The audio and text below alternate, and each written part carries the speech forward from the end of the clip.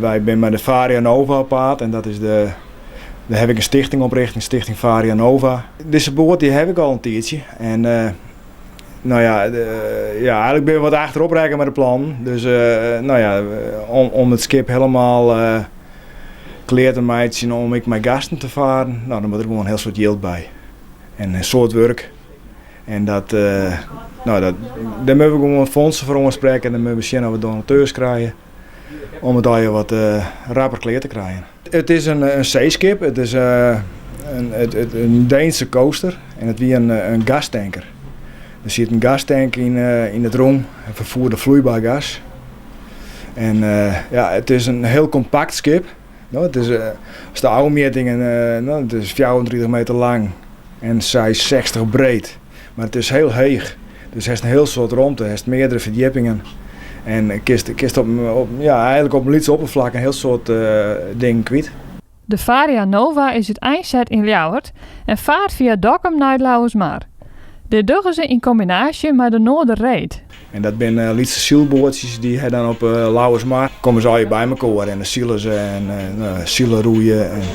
En dat is, nou, de Noorderreed dat is zoiets dat voor mij bestiert het al 15 jaar of zo. En dat wordt via nooit vol rugbericht om, jongen. Het ben altijd tweede weken van augustus en dan verzamelen we al die bootjes. En dat is gewoon leuk. En wij hebben een paar lietse sloepjes ontdekt staan. Nou, daar doen wij daar ook mee. Maar zonder het schip kom je wel eens in een penibele situatie. Nou, vooral bedaard dat we hier nogal aardig heftig. Want daar leidt de Stormvries, dat is ook een vrij groot schip, die leidt al voor de bregen te wachten.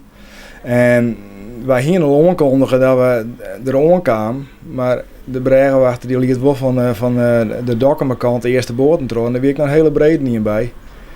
Dat weer een hele puzzel om daar weer uit te komen. Maar het gewoon knap, hier voor de rest niks rekken. En het schip valt vanzelfs wel op bij de voorbijgangers. Ja, ik denk dat het meest gefotografeerde object is. Want het staan al je met de camera's, met de telefoons in de hand. Dat is wel grappig. Wij blijven hier jong en dan geven we hier om hoe het zien en gaan we richting Lauwersmaar. En we hebben hier nog wat muzikanten die oefenen hier wat ontdekt. Want die mij eigenlijk net optreden, dus ze mij net versterkt spelen. Maar nou, het is wel gezellig en dan komen hier wel wat mensen langs die betrokken binnen. En nou, we hoop ik wat mensen hier van uit Dokkum te loeken.